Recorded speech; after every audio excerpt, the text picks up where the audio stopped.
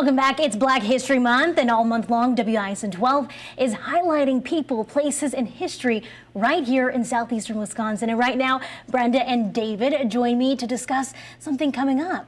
What's going on?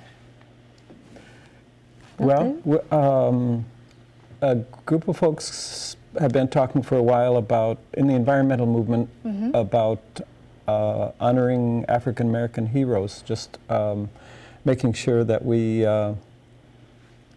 recognize people who are generally not recognized for the work that they do, like Brenda. Yeah, so you are being honored and you have a keynote speech as well. Yes, I'm co-executive director of Milwaukee Water Commons, and we are an environmental agency, environmental justice agency, really focused on stewarding the waters of the Great Lakes region. Yes. And why is it important specifically to highlight African Americans within the environmental realm? I think it's important because for people to understand the visibility that African Americans have been involved with the environmental movement and concerned with environmental issues from the beginning. And it's sort of a tired trope that we are not, that we have other pressing issues in our life, and so we don't care about the water, we don't care about the planet. So it's important that we're visible to one another and to the public at large. And we are having a special ceremony for all of this? Yes, on Monday, this coming Monday. Big deal. We're going to open it up with African drummers. Wow. And lots of poetry and music, and it's going to be a great program. Can I mention the time and place? Yeah, of course. It's going to be Monday, social hour at 5:30, program at 6:30 at the Wisconsin Black History Society Museum on 27th and Center. And can anyone come, or is there tickets? How does all that work? No, anybody can come. We like to have RSVPs, but no, it's free and open to the public. And where should folks RSVP? Well, the Sierra Club is one of the sponsors, and on their website, the local Great Waters Group website has a link. So tell us a little bit more about the Sierra Club for folks who may not know. Well, it's a national environmental organization, but locally it's entirely volunteer and very grassroots. And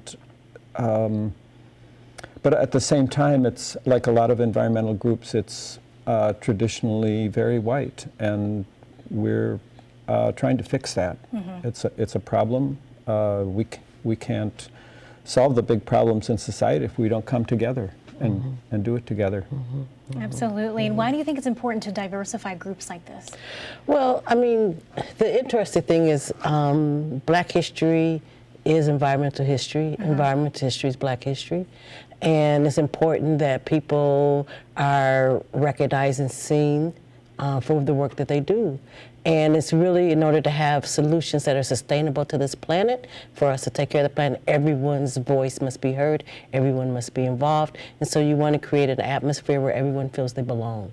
Absolutely. And the more that you diversify and show that, the better it is for everyone. And when you look at, issues like, I guess, I want to talk about like Flint, for example, why is it important to pay attention to these communities specifically?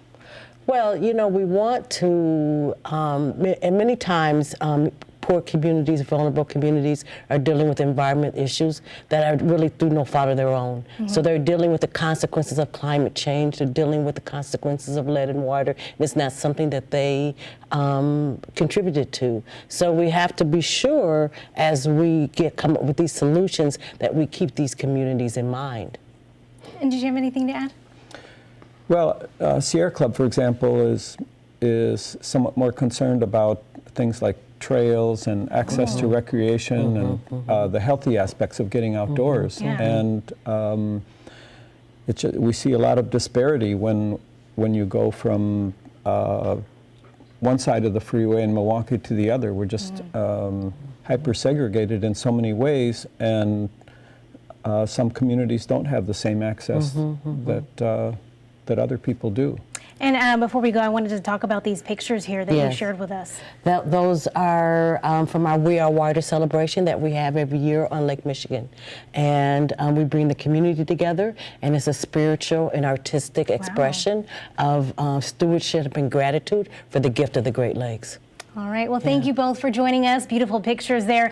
And the event, again, honoring African-American environmental pioneers, is tomorrow, Monday, February 17th, at the Wisconsin Black Historical Society and Museum.